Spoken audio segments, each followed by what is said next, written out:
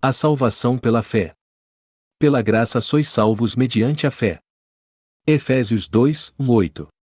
Todas as bênçãos que Deus comunica ao homem vêm de sua mera graça, munificência ou favor, ou de sua livre e merecida benevolência, representando graça inteiramente espontânea, visto nenhum direito ter o homem a menor clemência por parte da divindade.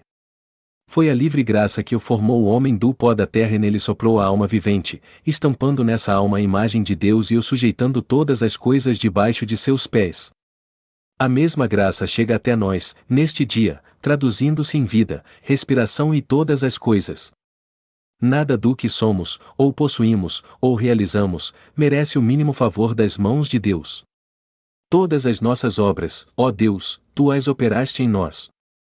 Assim, elas são outras tantas manifestações de livre misericórdia, e, qualquer que seja a justiça que se encontre no homem, ainda será também uma dádiva de Deus. Com que fará o pecador propiciação pelo menor de seus pecados? Com suas obras. Não. Ainda que estas sejam muitas e sejam santas, não lhe pertencem, mas são de Deus. Na verdade, todas essas obras são ímpias e pecaminosas, reclamando nova propiciação.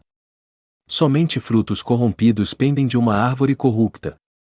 E o coração do homem é ao mesmo tempo corrupto e abominável, estando-o desprovido da glória de Deus, ou a justiça gloriosa de início impressa em sua alma, segundo a imagem de seu grande Criador. Assim, pois, nada tendo, nem justiça nem obras, que alegar, seus lábios inteiramente se calam diante de Deus. Se o homem pecaminoso acha, pois, favor à vista de Deus, isto vem a ser o graça sobre graça.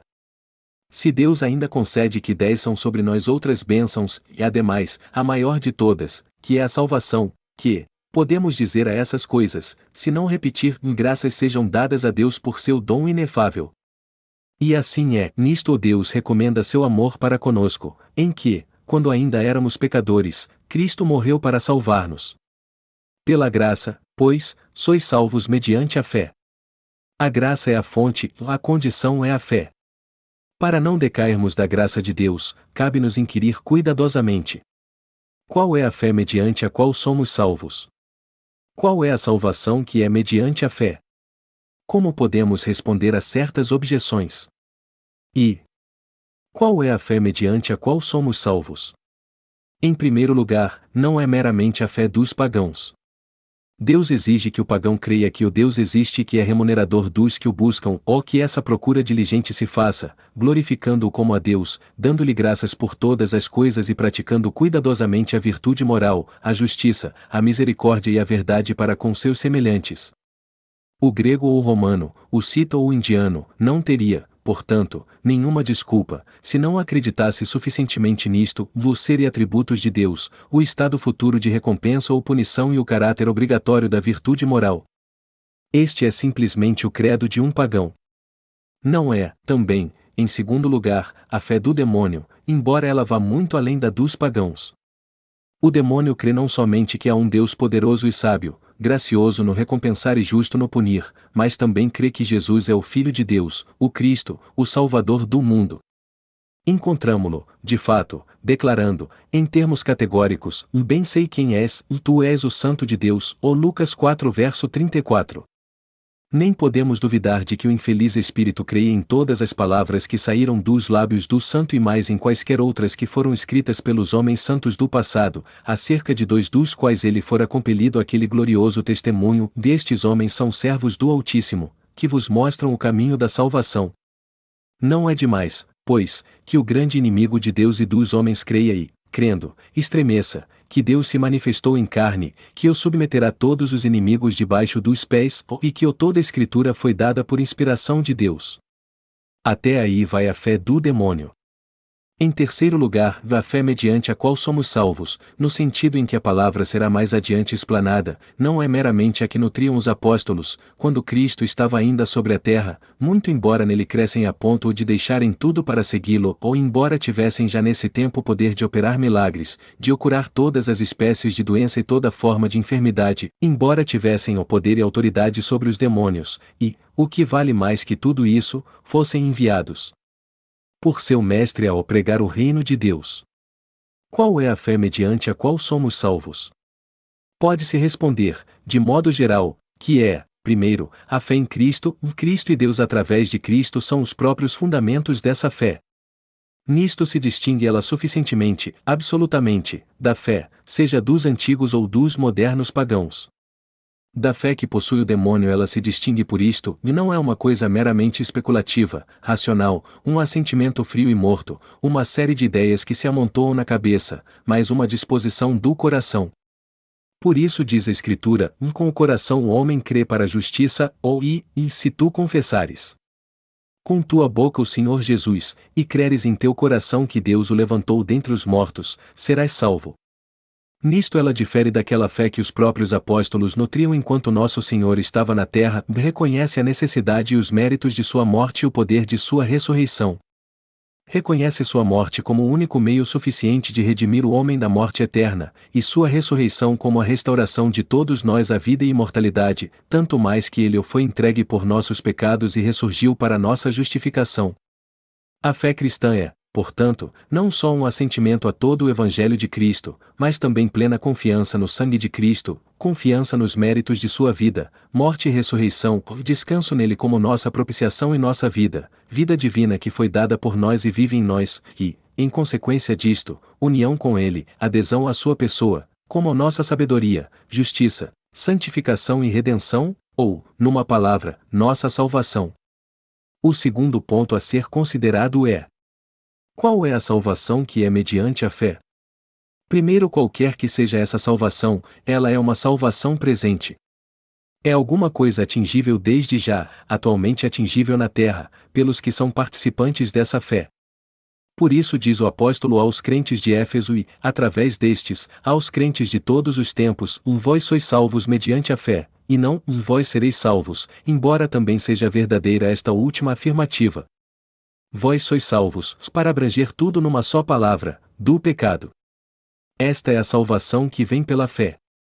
Esta é a grande salvação predita pelo anjo, antes que Deus introduzisse no mundo seu primogênito, e a quem chamarás Jesus, porque ele salvará seu povo de seus pecados. Nem aqui, nem nas outras partes do escrito sagrado, aparece qualquer limitação ou restrição. Todo o seu povo, ou, como se diz em outros lugares, todo o que crê, Cristo salvará dos pecados, do pecado original e atual, passado e presente, da carne e do espírito. Mediante a fé que há em Cristo, os pecadores são salvos, tanto da culpa como do poder da culpa. Primeiro, da culpa de todos os pecados passados, porque, conquanto todo o mundo seja culpado diante de Deus, de modo que, se o Senhor quisesse assinalar que os que cometem erros, ninguém poderia nele permanecer, e uma vez que pela lei vem, somente, o conhecimento do pecado, mas não a libertação dele, já que pelo cumprimento ou das obras da lei nenhuma carne pode ser justificada à sua vista. Agora, todavia, a justiça de Deus, que é pela fé em Jesus Cristo, é manifestada a todo aquele que crê, são justificados livremente por sua graça, através da redenção que é em Jesus Cristo.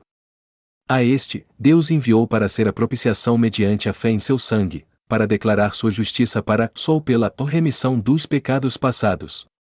Agora, Cristo suprimiu a maldição da lei, fazendo-se maldição por nós. Cancelou o escrito de dívida que era contra nós, levando-o e cravando-o em sua cruz. Agora não há, pois, condenação para os que creem em Cristo Jesus. Sendo salvos da culpa, os homens são também salvos do temor. Não, em verdade, do filial temor de conceber qualquer ofensa, mas do medo servil que escraviza, ou do medo, que causa tormento, ou do medo de punição, ou do medo da ira de Deus, desse Deus que eles agora não mais contemplam como um Senhor severo, mas como um Pai indulgente. Não receberam outra vez o espírito de escravidão, mas o espírito de adoção, pelo qual exclamam Abba, Pai, testificando também o mesmo Espírito com seu Espírito, que eles são filhos de Deus.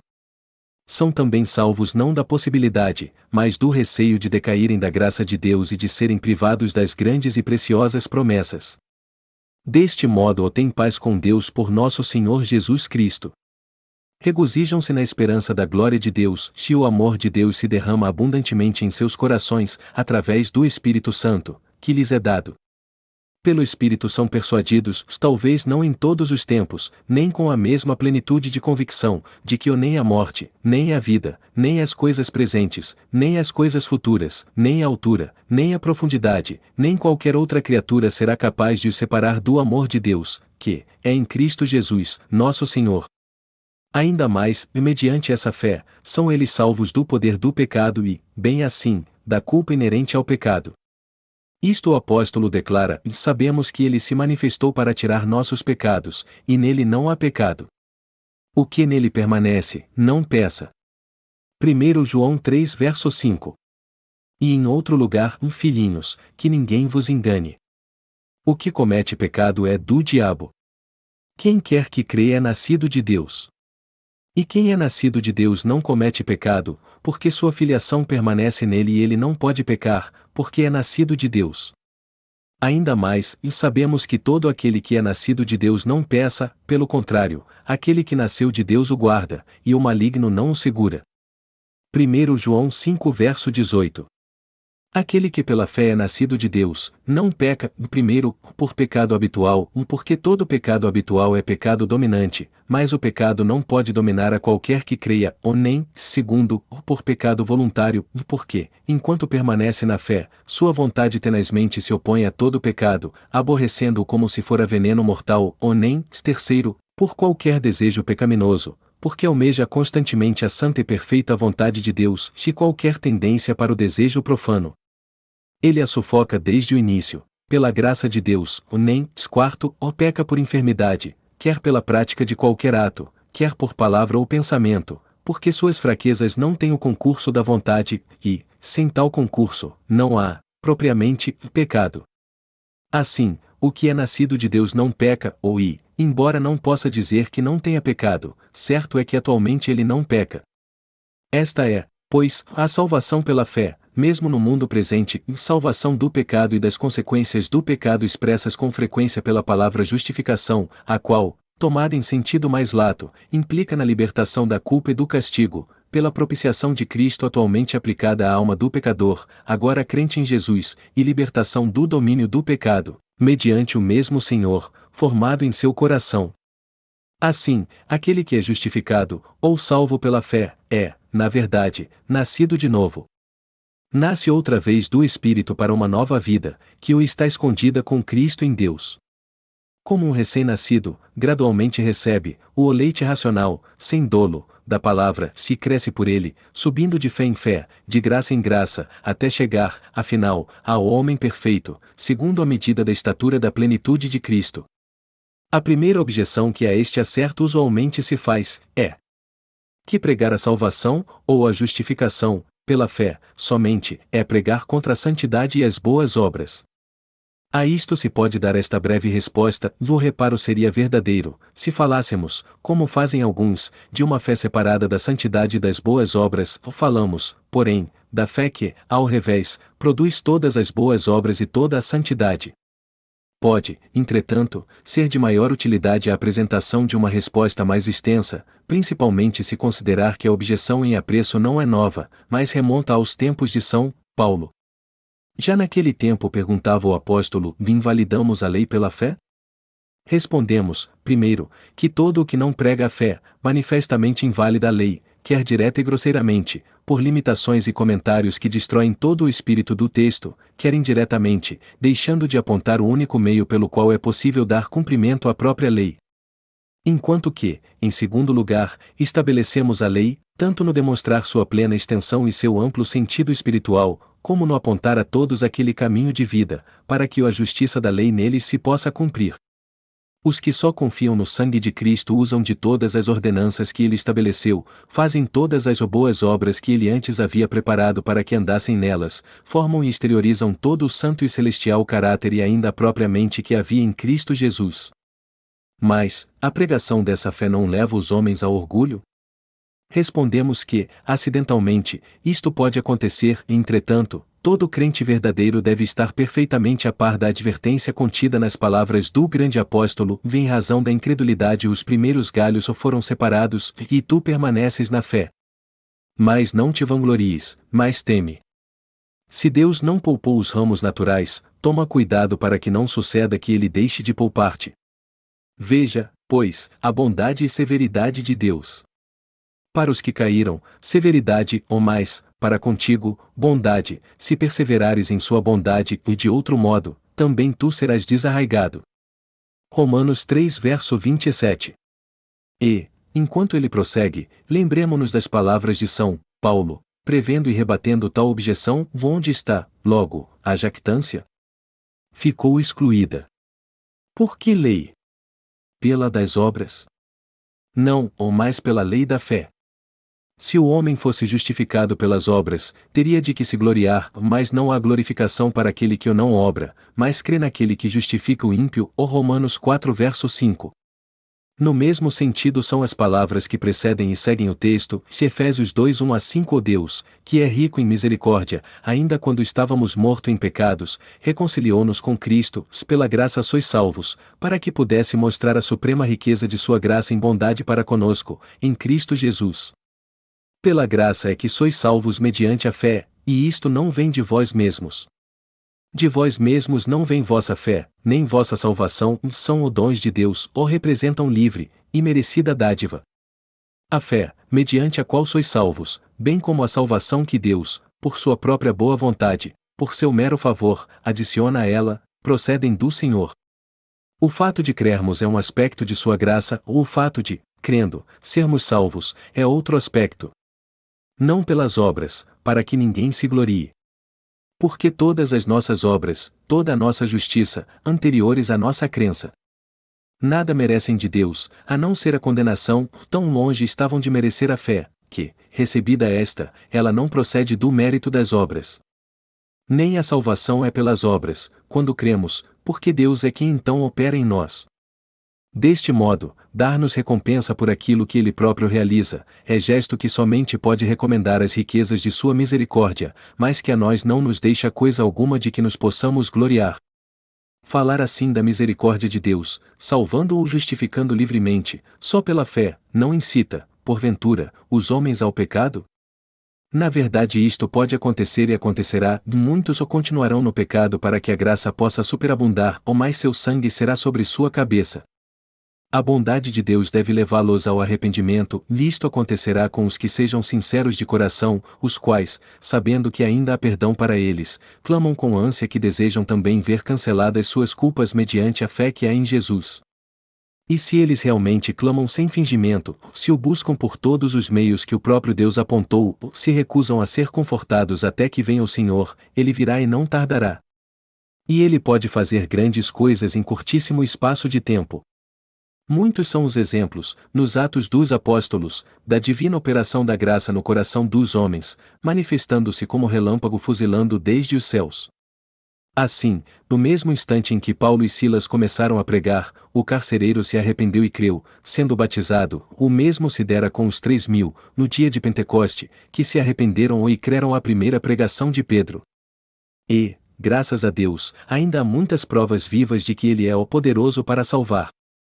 Ainda quanto à mesma verdade, considerada sob outro ponto de vista, levanta-se a objeção contrária: se o homem não pode ser salvo depois de tudo quanto fizer ou possa fazer, isso o levará ao desespero. Leva-lo-á, sim, à desesperança de ser salvo por suas próprias obras, seus méritos ou sua justiça.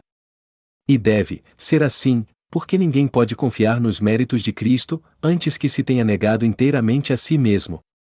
Aquele que o tenta estabelecer sua própria justiça, não pode receber a justiça que vem de Deus. A justiça que é pela fé não lhe pode ser dada enquanto ele confiar na justiça que vem da lei. Mas isto, disse, é uma doutrina desoladora. O diabo fala coerentemente consigo próprio, isto é, sem veracidade nem pudor, quando ousa sugerir aos homens que seja desoladora a doutrina em questão.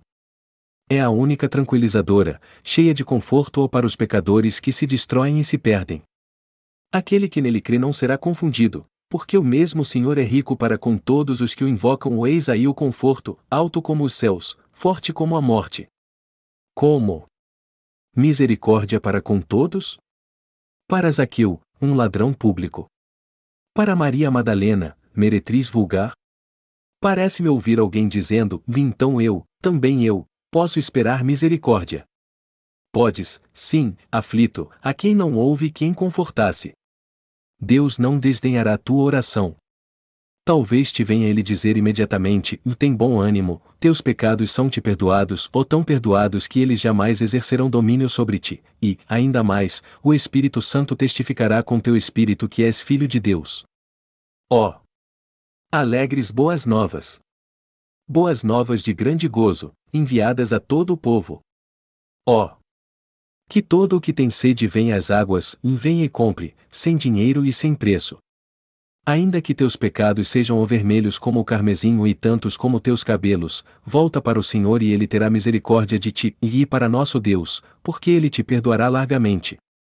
Quando nenhuma outra objeção ocorre, simplesmente nos dizem os opositores que a salvação somente pela fé não deve ser pregada como doutrina capital, ou, pelo menos, não deve ser pregada a todos. Mas, que diz o Espírito Santo? Ninguém pode pôr outro fundamento além do que já foi posto, que é Jesus Cristo. Logo, a doutrina segundo a qual todo o que nele crê será salvo é, e deve ser, o fundamento de toda nossa pregação, isto é, deve ser pregada em primeiro lugar. Seja assim, mas não a todos. A quem, então, não devemos pregar? Quem será excluído? Os pobres? Não. Eles têm especial direito à pregação do Evangelho. Os ignorantes? Não. Deus tem revelado essas coisas, desde o começo, aos simples e ignorantes. Os jovens? De modo nenhum deixai-os, de qualquer modo, vir a Cristo, e não os embaraceis.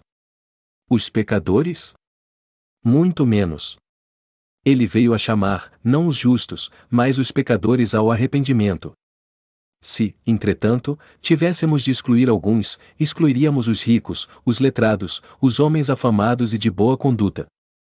É verdade que estes, de sua parte, se recusam a ouvir, todavia, ainda assim lhes devemos dizer a palavra de nosso Senhor. O teor de nossa comissão nolo impõe: ide e pregai o Evangelho a toda a criatura. Se alguém, para sua própria perdição, falsear ou torcer uma parte dessa palavra, esse tal levará sua própria carga. Mas, ainda assim, vive o Senhor que, seja o que for que nos disser, isso mesmo diremos. Hoje, mais especialmente, diremos que pela graça sois salvos mediante a fé, porque a sustentação desta doutrina nunca foi mais oportuna do que no presente. Nada pode mais eficientemente prevenir a expansão do erro romanista entre nós do que a pregação daquela doutrina. Seriam nunca acabar ou atacar, um a um, todos os erros daquela igreja, mas a salvação pela fé corta-os pela raiz, onde quer que se estabeleça, imediatamente consome tudo quanto de mal houver em torno. A essa doutrina é que nossa igreja muito justamente chama a rocha mais forte e o fundamento da religião cristã, a qual primeiro expulsou o papismo destes reinos, sendo que somente ela pode mantê-lo à distância. Nada, a não ser essa doutrina, pode opor um dique àquela imoralidade que o invade a terra como um dilúvio. Podes tu encher gota a gota o grande abismo? Podes então reformar-nos através de admoestações acerca de vícios particulares. Venha, porém, a justiça que é de Deus pela fé, e então as ondas orgulhosas serão quebradas e detidas. Nada, senão essa doutrina, pode fechar a boca àqueles que se gloriam em seu opróbrio e abertamente negam o Senhor que os resgatou. Podem eles falar tão sublimemente da lei como os que a têm escrita por Deus em seu coração. Ouvindo-os tratar desta matéria, alguém seria tentado a pensar que eles não estivessem muito longe do reino de Deus, mas, que sejam transportados da lei para o Evangelho, comece com a justificação pela fé, com Cristo, o fim da lei para todo aquele que crê, e os que agora aparecem como mais ou menos, se não integralmente, cristãos, logo se declaram filhos da perdição, tão distanciados da vida e da bem-aventurança, Deus seja misericordioso para com eles, como o abismo do inferno está longe das alturas do céu. Por esta razão o adversário se irrita todas as vezes que se prega ao mundo a salvação pela fé, por esta razão o adversário agitou toda a terra e o inferno, na ânsia de destruir os que primeiro pregaram a justificação pela fé. E pela mesma razão, conhecendo que só aquela fé poderia subverter os fundamentos de seu reino, reuniu todas as suas forças e empregou todas as suas artes da mentira e tira calúnia para demover Martinho Lutero do intento de reviver tal doutrina. Nem podemos maravilhar-nos disto, porque, como observa aquele homem de Deus, não podia deixar de irar-se o homem orgulhoso, forte para ele marcha, tendo nas mãos um caniço. Esse furor cresce de vulto quando o adversário sabe que essa criancinha certamente o derrotará, colocando-o debaixo dos pés. Em casos tais, Senhor Jesus, tua força tem sido sempre aperfeiçoada na fraqueza. Vai com coragem, criancinha que crês em Cristo, a sua mão direita te mostrará terríveis coisas. Embora estejas desamparado e sejas fraco como um recém-nascido, o homem forte não será capaz de permanecer em face de ti. Tu prevalecerás contra ele, e o subjugarás, e o dominarás, e o porás debaixo de teus pés. Sob o comando do grande capitão de tua salvação, marcharás o conquistando e vencendo, até que todos os teus inimigos sejam aniquilados e a morte seja tragada na vitória. Agora, graças sejam dadas a Deus, que nos deu a vitória por nosso Senhor Jesus Cristo, a quem, com o Pai e o Espírito Santo, sejam a bênção, a glória, a sabedoria, os louvores, a honras, o poder, a força, para todo sempre. Amém.